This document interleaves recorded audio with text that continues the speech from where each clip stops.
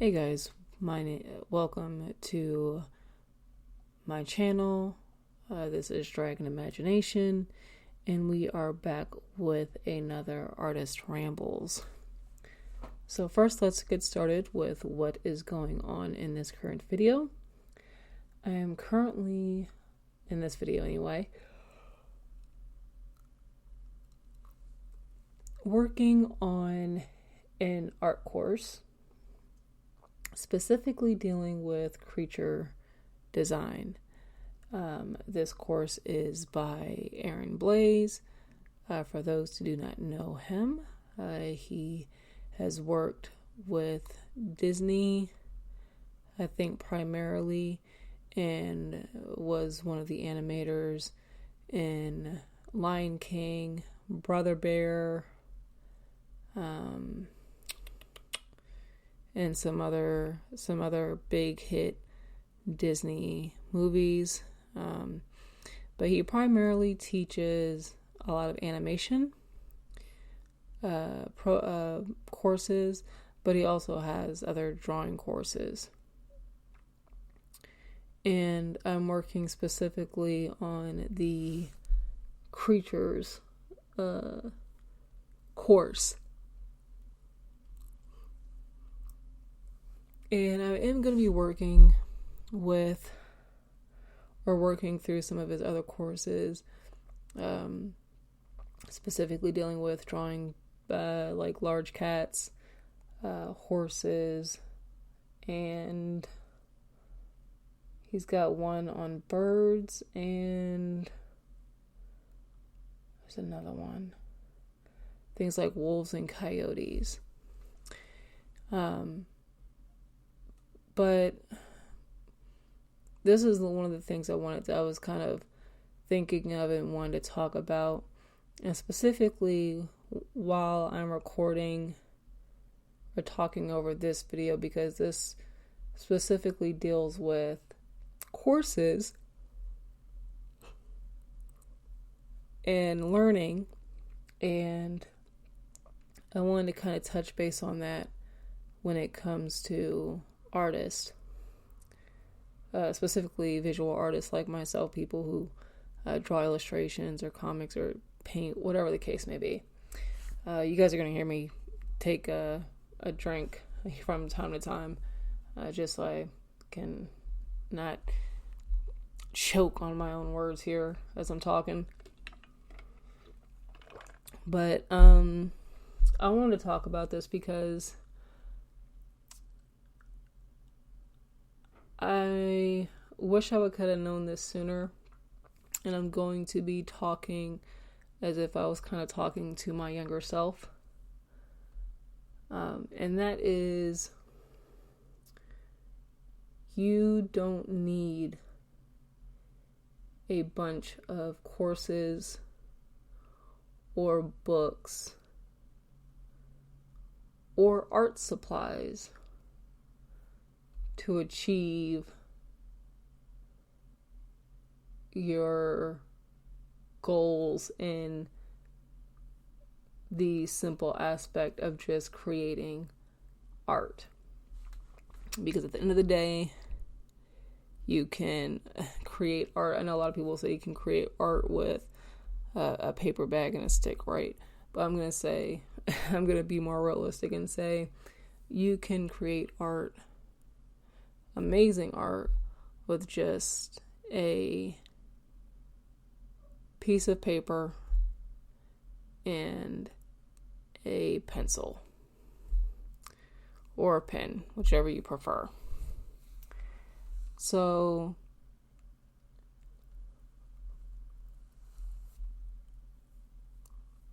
if you're an artist and you're on YouTube or any other social media platform, and I remember, I'm not sure if it's still a trend now or if it ever was a trend, but I mean, you search like art supply hauls, and you would get tons of videos of artists who spent so much money on these supplies that they want to experiment with or want to try or refill their supplies with, and I know for some people, including myself, I would see some of these videos and I'd be like, ooh, I might want to try that particular product, or that particular product I feel will make me a better artist, or that book will make me a better artist, or that drawing course will make me a better artist. Those pencils will make me a better artist. And a lot of YouTubers who draw and record their process, I know that's common in their comments, right? They'll ask the artist, what type of program are you using? What type of drawing tablet are you using? What type of iPad do you have? Or what type of Samsung tablet, Windows tablet, whatever, right? What type of pencil do you use? What type of sketchbook do you use? What type of coloring pencils, etc., etc., etc., right? And sometimes if you're looking to create a certain effect with your art, certain supplies might work better than others, and that's okay if you want to experiment and things like that. But it's when you have an overabundance of supplies to the point where that some of those supplies, like paints, for example, will go bad or dry out before you even get a chance to use them, right? Or you have stacks and stacks upon sketchbooks, but not one is filled up. And with sketchbooks, I know it can be a little bit different because you might want to test out a new sketchbook and you don't like the feel of the paper when you start drawing or painting on it. Or you find out the paper quality is not what you were expecting. So drawing or painting in that particular sketchbook, you're not happy with. And I can understand that.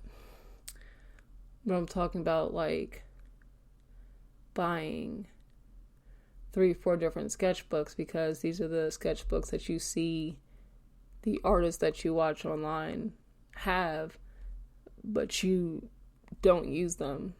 Or even another one, you see people with these beautiful fleshed out sketchbooks where every drawing is perfect, every page is perfect, everything is planned out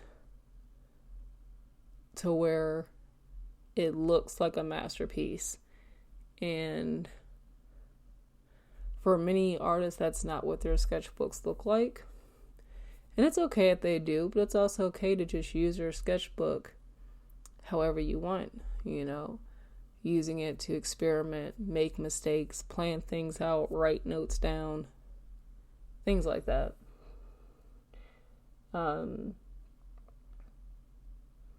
It's okay to experiment, but not feeling that you have to consume every product, course, or book that is being recommended to you by artists out there because you think it will make you better. And so if I was making this to my younger self, I would say, you don't need any more books. You don't need any more supplies. You've got enough sketchbooks. You've got enough paper. You've got enough supplies that you can experiment with and create finished art with. You just need to, at this point, start putting those supplies and those books and the courses that you have to use already. So I'm going to kind of give you guys a little insight into what I have when it comes to a few of my stuff. I currently have one bookshelf. It's a 4-part bookshelf, 4 shelves on it. And I have, honestly, it might be considered a small portion compared to other artists, but I have 1.5 shelves that are dedicated to art books and reference books. And when I say reference books, I mean things like art books of like either a game or a TV show, something along those lines, or like architecture books for reference, character reference books, things like that. I have a book specifically on trees, one specifically on animals. Those are what I consider reference books. Then I have the other books that are specifically for learning how to draw or learning how to improve on a particular subject. An example of this would be I have James Gurney's Light, Color and Light book, and then also another book by James Gurney, I forgot what it's called, Imaginative Realism. So those are technically drawing books, but not specifically like pencil and paper type drawing, if that makes any sense. I also have multiple books on human anatomy. I've got the Framed Ink series. There's 2 books on that, and then 2 books in the Framed Perspective, and then another one called Framed Techniques or something along those lines, all by the same author. And then I've got the Morpho books, those deal with anatomy and stuff like that. And then I also have the Scott Robertson and Thomas Bertling books, the How to Draw and How to Render. And I have a few other books as well. But those are the main things I want to talk about. And I also have Anatomy for Artists, Drawing, Form, and Pose. Then I also have the bottom shelf, which most of it is sketchbooks and illustration paper, mixed media paper, and watercolor paper. And then I have a big stack of computer printing paper, just basic computer printing paper that I use for like practice and just sketching and drawing, nothing like for finished work. And then I'm trying to think what else I have. I have tons of pencils, colored pencils, Prismacolor, Faber-Castell. I also have a few markers as well from different brands, and that's not including the acrylic paints and the acrylic inks that I have as well. And then of course I have paintbrushes. So what I would tell myself if I was speaking to my younger self when it comes to the accumulation of art supplies, sketchbooks, and that's not, so all the things that I mentioned, that's not including the courses that I purchased as well throughout my adulthood when it comes to drawing. But if I were to talk to my younger self and my younger self were to ask, what can I purchase, or what courses or books can I get that would be the most beneficial to me.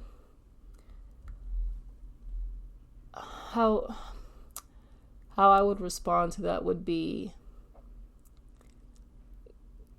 get clear on what you want, first of all. What you want to do. Do you want to just learn how to draw animals? Do you just want to learn how to draw a particular animal? Like, if you just want to learn how to draw owls, there is no need for you to try to learn to draw or learn to the anatomy of a horse, if you never plan on ever drawing a horse in your life, right? You just want to specialize in drawing birds, then that's what you would want to try to focus the books and supplies and the learning courses around things that would help you improve that particular subject. For me, because I wanted to be an illustrator and a comic book artist, and the illustrations I want to create are more fantasy and things that I envision myself I think would be cool. So high fantasy stuff, so environments, imaginary creatures, human figures, things like that, characters. What would I need, or what do I feel would be beneficial for me to use? And how you learn is going to also play a part in this as well. If you learn by reading and copying, then, a book might be more beneficial than a video.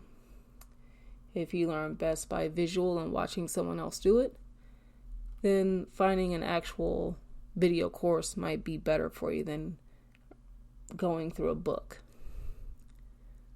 But for me, I would recommend myself, if I was looking back at it now, probably as far as drawing courses and drawing books, not talking about supplies, there's probably I would probably only say 10, maybe a little bit more when it comes to the subject of drawing, because there's a different thing when it comes to storytelling that I would need to learn as an artist for doing comics. But for drawing, learning to draw, for me, I would probably recommend 10 courses and books combined, a total of 10. And I'm not going to go into what those are, because for each person it's different. But not only would I tell myself, hey, these are the 10 things that I would recommend, but really studying the material that you have and not being scared to go back and review that material multiple times until you feel like you have it, but then also apply that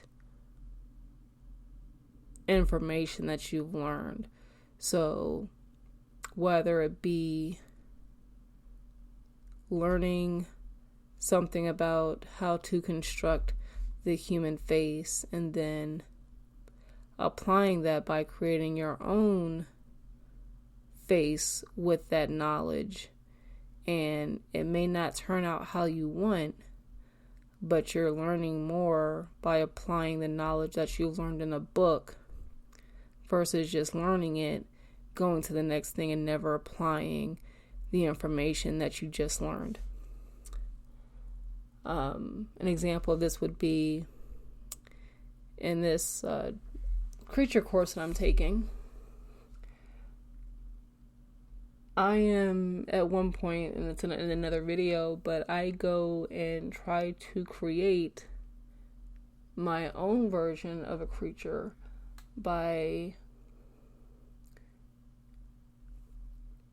alternating the, is it 6? 1, 2, 3, 4. Yeah, the 6 sections of the animal that we learn within the first video. And the creature, of course, did not come out how I envisioned in my mind. And that's completely okay. And constantly having to remind myself that I am learning this information. I am not going to be perfect at first. And the only way that I can get better is by continuing to apply this information that I've learned. And then wherever I feel like I am missing something, either go back to review what I have learned to see if that information is there. And if it is not, then seek out only the information that I need. And an example of this would be when I was creating this creature that I was working on, I wanted it to have a mane, like a lion. And I wasn't quite sure how the lion mane properly grows and functions in the parts where it grows from and things like that. Sorry, you're going to hear my dog.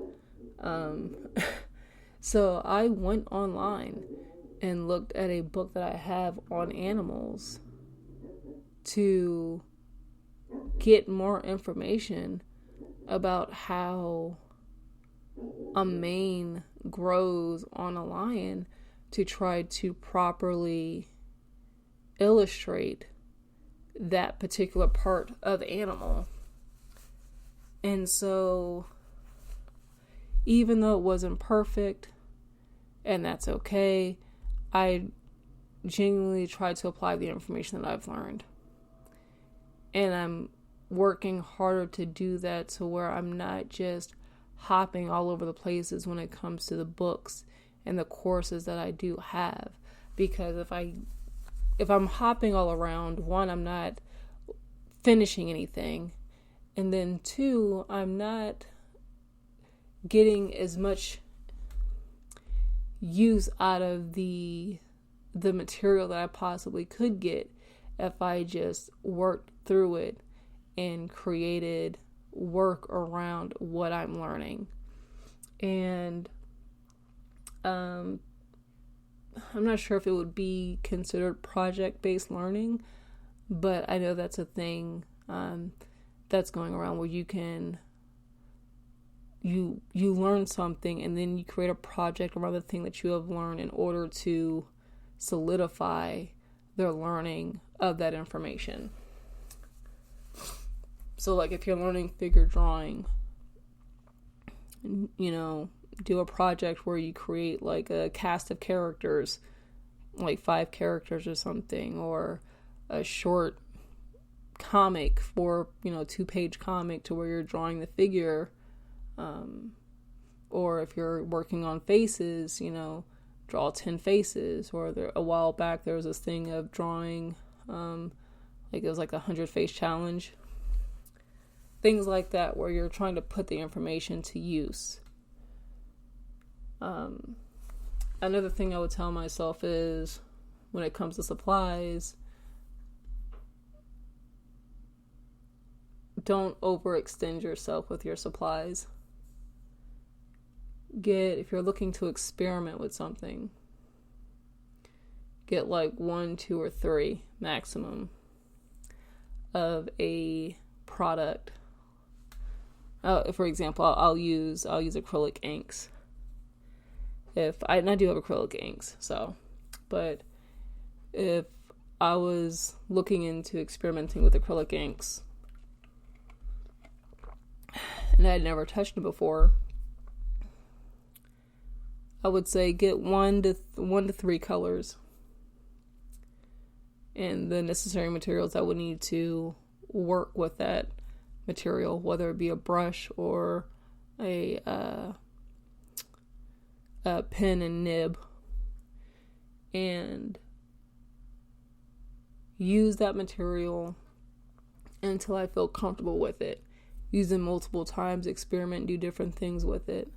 Learn how to really work with the material. Maybe watch a few videos on people and maybe different techniques, but don't overextend it to where you're watching 15, 20 videos. Pick 1, 2, maybe 3 videos and just kind of get a feel for the material.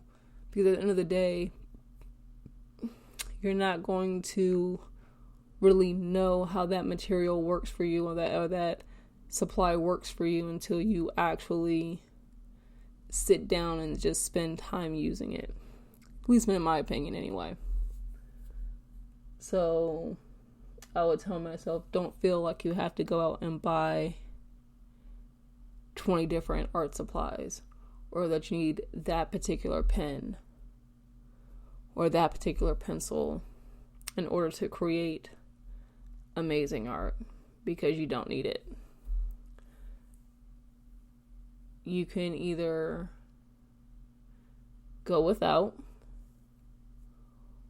or see if there's a cheaper alternative way that you can create the same effects without having to go out and feel like you need to spend, $20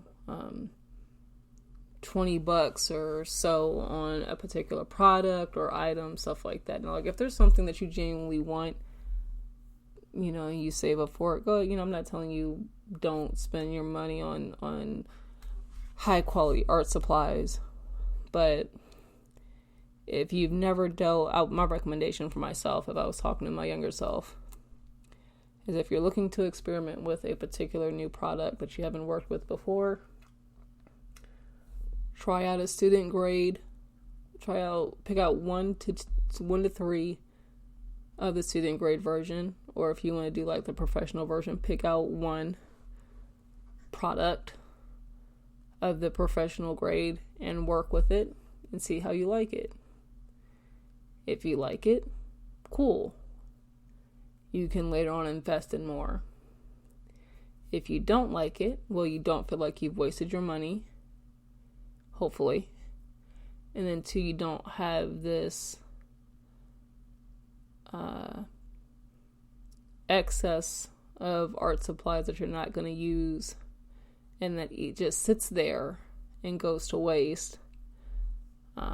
If you do have stuff like that, see if you can donate it so that way it doesn't go to waste. So you can maybe hopefully find someone that can get better use out of it.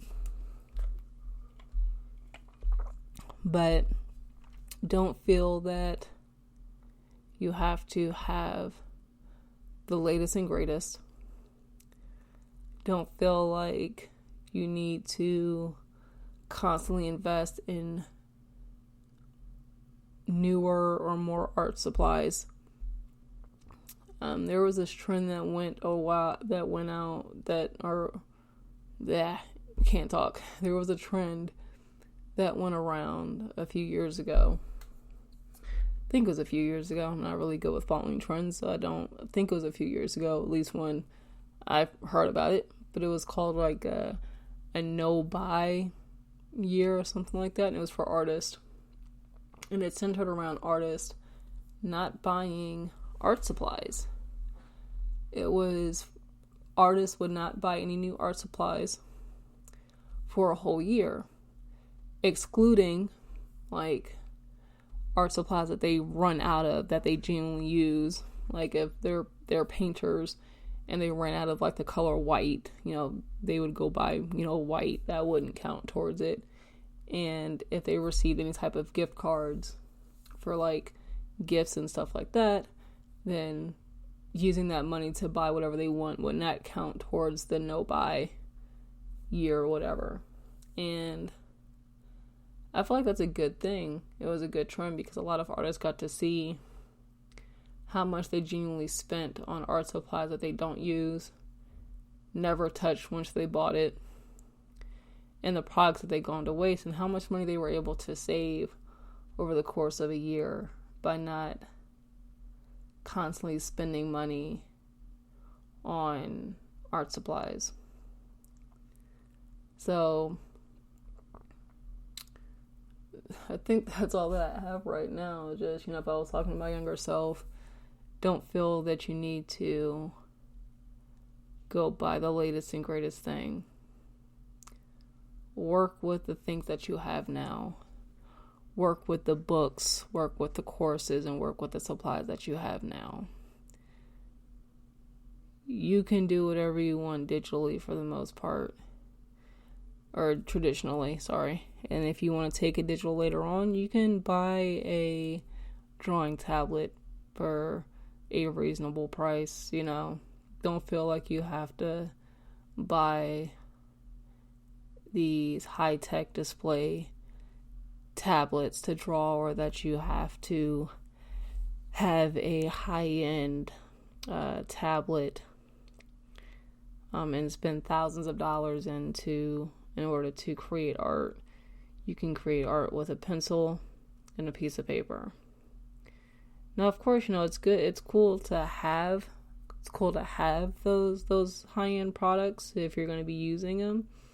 Or if you just want them and you've got the funds to do so, awesome. Have at it. But don't feel like you have to have these products and or materials in order to create amazing art, because you don't. Take the stuff that you have now and put it to use. Continue to reference it multiple times if you need to create the art that you want to create, and it will work out over time. So that's all I've got for right now. Thank you guys for listening in on another Artist Rambles, and I will talk to you guys later.